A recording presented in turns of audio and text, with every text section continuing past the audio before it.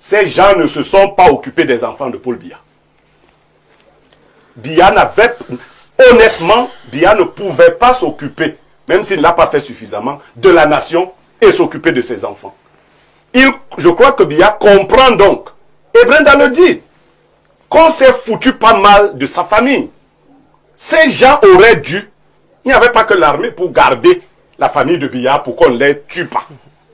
Mais il y avait toutes ces intelligences pour faire des enfants de Paul Biya des enfants de référence. Mais les enfants de Paul Biya ne sont pas sur les fiches. Ça fait mal, hein? Je crois que Biya est malheureux.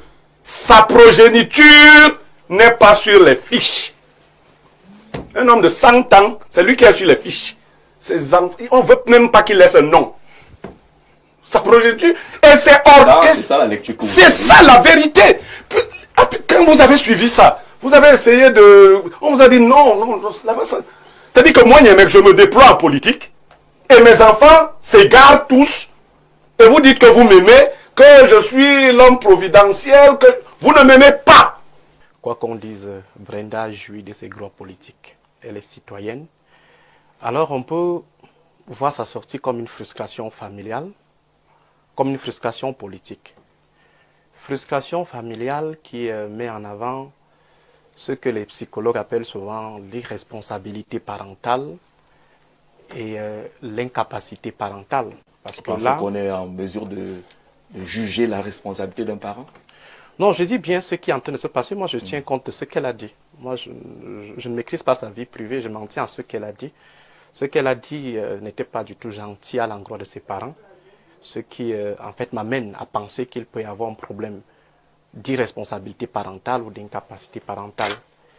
L'irresponsabilité parentale, bon, commençons par l'incapacité parentale, c'est en fait le déficit de compétences pour les parents d'élever leurs enfants. Et l'irresponsabilité parentale relève du fait qu'il peut y avoir la compétence, mais seulement on n'a pas le temps pour pouvoir mettre en œuvre. Là, c'est un déroulé, on va dire, académique là, que vous faites. Parce qu'on n'est pas dans cette famille, on ne sait pas comment... On ne sait pas, donc c'est pourquoi on s'en tient juste au texte. On s'en tient juste au texte, on ne veut pas savoir les paramètres du paratexte. Non, c'est le texte qui nous intéresse, ce qu'elle a dit. Donc moi, je ne veux pas savoir quelle est sa vie privée et tout, je ne la connais même pas d'ailleurs. C'est pourquoi je dis bien, en l'écoutant... À partir de ce moment, vous ne pouvez pas parler de compétences. Non, en l'écoutant, parce que c'est elle-même qui dit... Non, c'est elle-même qui dit, genre je m'en tiens à ce qu'elle a dit. Oui. Voilà, c'est elle-même qui l'a dit. Elle a dit des choses, je ne vais pas les répéter ici, mais je dis tout simplement qu'en l'écoutant, on a le sentiment qu'il y a un problème d'irresponsabilité parentale et d'incompétence parentale. Alors, et cela peut, ma foi, amener cette jeune dame à prendre ce type de position, ça veut dire règlement de compte familial. Oui. On peut également voir la chose, comme je l'ai précisé tout à l'heure, suivant la logique purement politicienne, étant donné qu'elle jouit de ses droits, elle peut se considérer comme un échec du système, ou une victime, en fait, de ce système, parce que dans sa sortie, elle révèle le nom ou la figure d'un personnage politique, ce qui peut nous renseigner à suffire qu'il y a une imbrication du système dans la gestion familiale. Donc il y a un problème. Et même maintenant, si l'acteur en question n'est pas seulement politique. je ne sais pas trop quelles sont, et surtout que ce n'est pas la première fois. Voilà. Et surtout que ce n'est pas la première fois qu'elle cite les hommes politiques dans ses déboires personnels. Donc il peut y avoir une imbrication entre le système politique et la situation familiale que vit Brenda Biya. Et maintenant, elle peut également se manifester par procuration, ça veut dire porter, en fait, comme on le précisait tout à l'heure, la cause des en bas d'en bas, en estimant que c'est de trop. Ce que son père a fait, c'est pas du tout bon. C'est vrai, elle peut vivre dans un milieu un peu huppé, en haut d'en haut, mais en méprisant, voilà, en s'appropriant. Mais c'est pertinent, c'est logique. Bon, je crois que voilà déjà tout de go ce que nous pensons de cette sortie. Et mais à l'approche de cette élection, qu'elle fasse cette sortie, notamment la phrase qu'on a retenue, je ne voterai pas Paul Biya, est-ce que ça compte sur le champ politique actuel? Maintenant, est-ce qu'on doit lire cette phrase-là à l'aune de la personne de son auteur, ou à l'aune de la pertinence contextuelle de cette sortie. Je crois que si on reste dans le contexte, il est clair que les Camerounais, dans leur immense majorité, manifestent de plus en plus une certaine envie de passer à autre chose. Et Brenda Biya n'a pas donné une consigne de vote, elle a donné une consigne de non-vote. Alors, elle demande de ne pas voter son père, elle n'a pas dit qu'elle allait voter tel. Elle n'a pas demandé à quelqu'un d'aller voter tel. Donc, ça peut être soit l'abstention, soit peut-être un vote sanction. Mais toujours est-il qu'elle ne s'est pas déclarée. Elle a juste dit ne votez pas Paul Biya. Alors, est-ce que c'est pertinent ce qu'elle dit?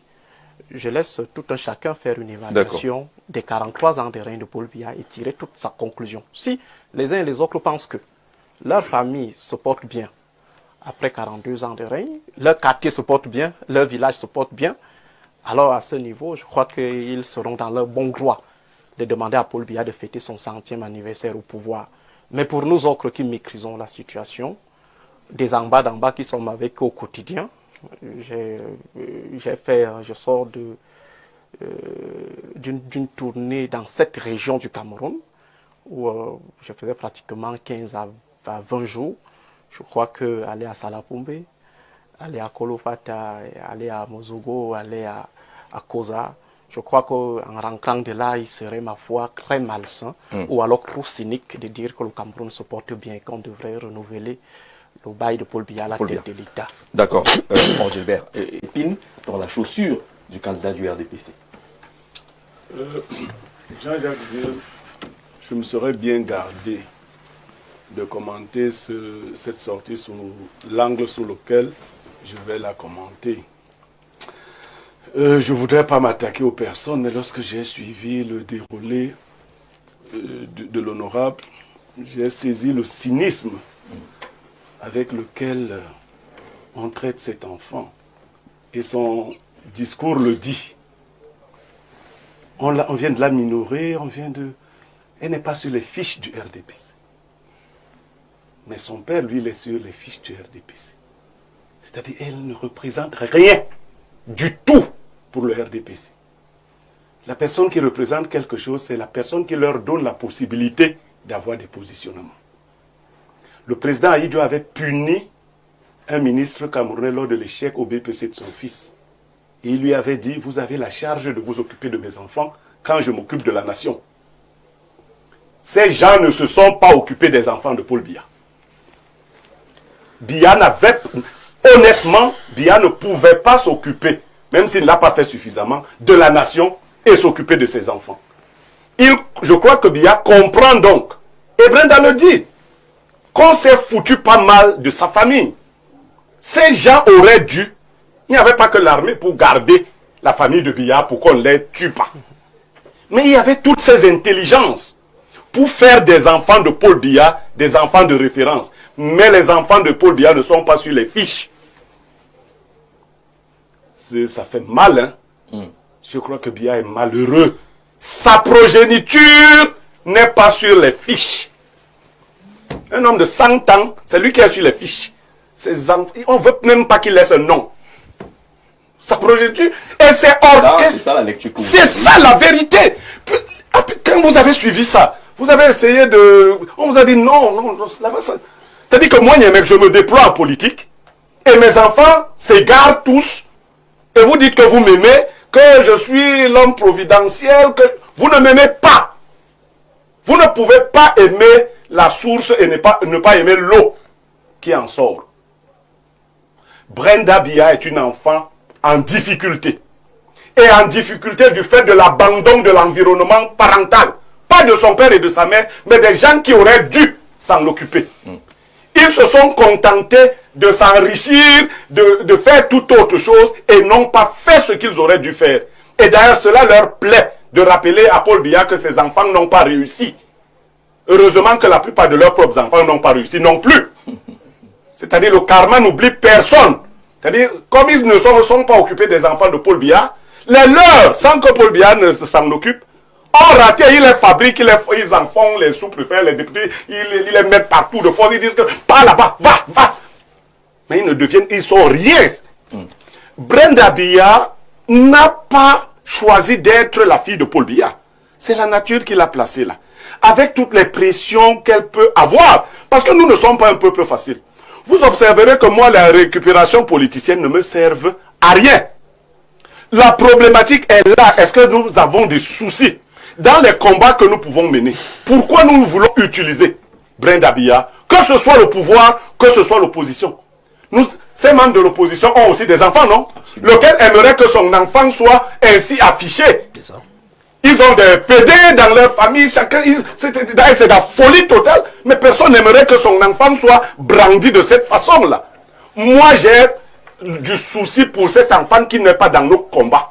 Elle n'a pas l'âge, dans la mystique au village. Les enfants là ne prennent pas la parole. Cet enfant n'a pas l'âge pour les combats auxquels on veut l'associer. Mais ce n'est pas là-bas le problème. Ce n'est pas l'opposition qui l'a fait ainsi, elle. C'est le parti au pouvoir qui l'a fabriqué ainsi. C'est les amis de son père qui ont même, d'autres même, lui ont fait des choses qu'elle dit pour s'assurer. Parce que ces gens n'ont jamais. Et alors je crois qu'à ces derniers jours, Biya dira vraiment, j'ai été détesté par les membres du RDPC et les gens qui m'ont accompagné. Détesté. Ces gars détestent Biya. Et vous pensez que les enfants sont le miroir de ces... Bien sûr, c'est des gars qui, tout ce qu'ils aiment, c'est les positions de pouvoir que Biya leur a données. Ils n'ont jamais aimé Biya, parce que si ces gars aimaient Biya, je vous assure, ils auraient mis les enfants de Biya sur leur fiche. L'affaire Brenda Biya et les débats qu'elle a suscités au Cameroun ne laissent personne indifférent. Sa sortie publique, dans un contexte électoral extrêmement sensible, a résonné comme un électrochoc au sein de la société. Elle n'a pas parlé en tant que politicienne, encore moins en tant que militante, mais en tant que citoyenne qui porte un vécu personnel et qui exprime une frustration. C'est justement cette authenticité qui a frappé les esprits.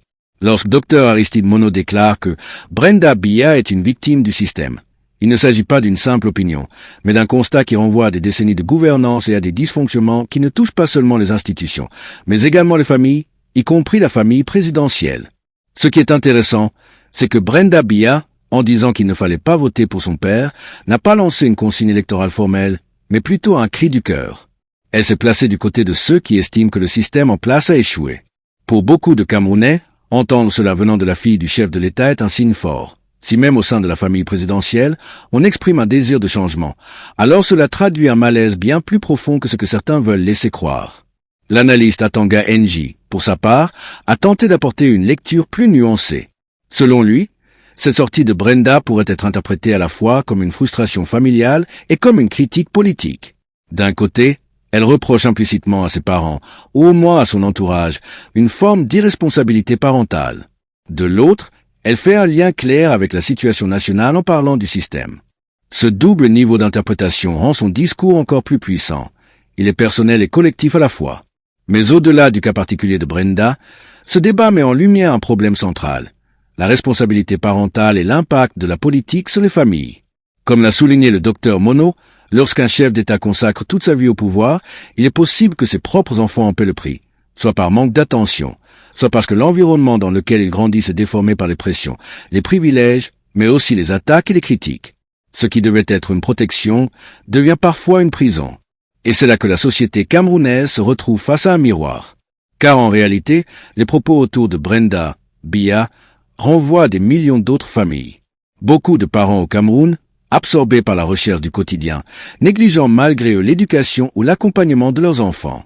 La différence, c'est que dans le cas de la famille présidentielle, cette situation est amplifiée et exposée à la lumière des projecteurs. Si on analyse froidement, Brenda Biya ne fait que dire tout ce que beaucoup vivent en silence: une déconnexion entre les élites politiques et la population, une absence de perspective claire et une lassitude face à un système qui n'offre plus d'espoir. Que ce message vienne de la bouche de la fille du président est un signe que le malaise dépasse les clivages habituels. C'est d'ailleurs ce qui a poussé certains analystes à dire que sa déclaration pouvait influencer la perception des électeurs.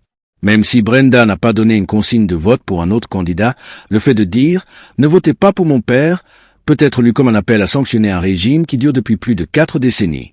Et cette parole, dans le contexte où Maurice Kamto a été disqualifié de l'élection présidentielle, prend une dimension symbolique énorme.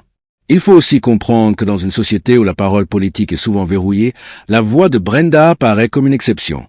Elle n'a pas les contraintes d'un politicien, elle n'a pas d'étiquette partisane, et pourtant, ces mots résonnent avec force. C'est peut-être pour cette raison que Dr Aristide Monod insiste sur la pertinence de ce qu'elle dit. Elle met en avant une vérité que beaucoup ressentent mais que peu osent exprimer. Cependant, il y a aussi un danger, celui de réduire Brenda Biya à un simple outil de récupération politique. Certains membres de l'opposition pourraient être tentés d'utiliser ces propos pour renforcer leur discours, tout comme certains partisans du régime pourraient chercher à la discréditer ou à minimiser son impact. Or, ce qui compte ici, ce n'est pas seulement qui parle, mais ce qui est dit et dans quel contexte. Dans son intervention, Atanga NJ a rappelé un point crucial. Brenda n'a pas demandé aux Camerounais de voter pour un autre candidat. Elle a seulement exprimé son refus de voir son père rester au pouvoir. Cela ouvre plusieurs scénarios. Soit les citoyens choisissent l'abstention, soit ils se tournent vers un vote sanction. Dans les deux cas, cela révèle un désir de changement qui dépasse les clivages politiques traditionnels. À ce stade de l'analyse, il est important de rappeler que le rôle d'une plateforme comme celle-ci, où nous débattons, est de donner à chacun les outils pour réfléchir par lui-même. C'est pourquoi, chers amis qui écoutez et lisez cette analyse, je vous invite à donner votre avis dans les commentaires. Votre opinion est précieuse, car elle enrichit le débat et montre que le peuple camerounais est capable de réfléchir collectivement sur son avenir. Et surtout, n'oubliez pas de vous abonner et de partager cette vidéo pour que le maximum de personnes puissent participer à cette discussion. C'est ensemble que nous pouvons construire une conscience collective. Quand on regarde de plus près, les critiques sur elle, irresponsabilité parentale, ne visent pas seulement Paul Biya et son épouse, mais tout un système. Car au-delà de la famille, il y a la question de la gouvernance. Beaucoup de Camerounais estiment que si le pays souffre aujourd'hui, c'est parce qu'il y a eu un abandon des priorités. Au lieu de se concentrer sur l'éducation, la santé, l'emploi des jeunes, l'énergie a été détournée vers le maintien d'un pouvoir centralisé et figé. Le parallèle avec la famille Biya devient alors une métaphore du Cameroun tout entier, un pays qui n'a pas su prendre soin de sa jeunesse. C'est ce que traduit, à sa manière, la douleur exprimée par Brenda. Et c'est pourquoi son message touche autant, même s'il est controversé. Car derrière les polémiques et les interprétations, il y a une vérité simple, un peuple fatigué, une jeunesse désillusionnée et une volonté croissante de tourner la page. Si l'on prend du recul, ce qui choque le plus dans ce débat autour de Brenda Biya, c'est le contraste entre le pouvoir politique accumulé par son père et la fragilité personnelle qu'elle met en avant. On parle d'un président au pouvoir depuis plus de 40 ans, à la tête d'un appareil d'État vaste et puissant, mais dont la propre fille affirme publiquement son désaccord et sa souffrance. Cela met en lumière une vérité fondamentale. Le pouvoir ne protège pas de tout et ne garantit pas une famille épanouie. Beaucoup d'intervenants ont souligné le fait que Brenda n'a pas choisi de naître dans cette famille. Comme le dit si bien l'un des analystes, c'est la nature qui l'a placée là. Cette phrase mérite réflexion, car elle rappelle que derrière les noms célèbres, il y a des individus avec leur fragilité. Or, dans une société où l'on a souvent tendance à réduire les personnes à leur appartenance familiale ou politique, cette humanité est vite oubliée. Mais Brenda, en parlant, a brisé ce mur de silence.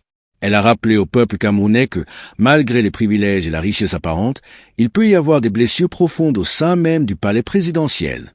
Et cela résonne d'autant plus fortement que des millions de jeunes Camerounais connaissent, eux aussi, des frustrations liées à un manque d'opportunités, à une absence de perspective et à une société figée. Certains analystes estiment que cette sortie peut être vue comme une sorte de rébellion symbolique. Dans l'imaginaire collectif, voir l'enfant d'un président s'opposer publiquement lui revient à montrer que le système lui-même produit des contradictions internes. Si même ceux qui devraient être les plus loyaux se désolidarisent, alors cela veut dire que la légitimité du pouvoir est fragilisée. Pour d'autres, il ne faut pas non plus exagérer la portée politique de ces propos. Brenda n'est pas une actrice politique officielle. Elle ne se présente pas à une élection. Elle n'a pas formulé un programme. Mais là encore, ce qui compte n'est pas seulement le statut de celui ou celle qui parle, mais l'effet que ces mots produisent. Et l'effet, en l'occurrence, est indéniable. Il ouvre un espace de débat, il questionne la société, et il pousse chacun à réfléchir sur l'avenir. Un point central de ce débat télévisé, que l'on retrouve dans les propos d'Atanga NJ, concerne la distinction entre vie privée et vie publique. Certains estiment qu'il faut séparer les deux. Les difficultés de Brenda seraient uniquement d'ordre familial et ne devraient pas être liées à la politique nationale. Mais d'autres rappellent que dans un régime où tout est concentré autour d'un seul homme et de sa famille, il est inévitable que la frontière disparaisse. C'est ce qu'on appelle l'imbrication entre le système politique et la sphère familiale. Ce phénomène n'est pas propre au Cameroun. Dans de nombreux pays où le pouvoir est resté longtemps concentré, les familles des dirigeants ont fini par incarner, malgré elles, les contradictions du régime. Les enfants deviennent malgré eux des symboles, parfois adulés, parfois critiqués. Mais dans le cas de Brenda Biya, la situation est particulière. Elle a choisi de prendre la parole pour dénoncer le système de l'intérieur. C'est un geste rare qui peut être interprété de différentes manières. Pour certains, c'est une simple expression de frustration personnelle. Pour d'autres, c'est une prise de position courageuse qui peut être vue comme un acte de solidarité avec le peuple camerounais. Dans les deux cas, cela reste une parole importante, car elle met en lumière une vérité souvent cachée. À ce stade de l'analyse, il est utile de rappeler que les Camerounais, dans leur immense majorité, aspirent aujourd'hui à autre chose. Après plus de 4 décennies de la même gouvernance, le désir de changement est palpable. Brenda Biya, sans le vouloir peut-être, a cristallisé cette aspiration.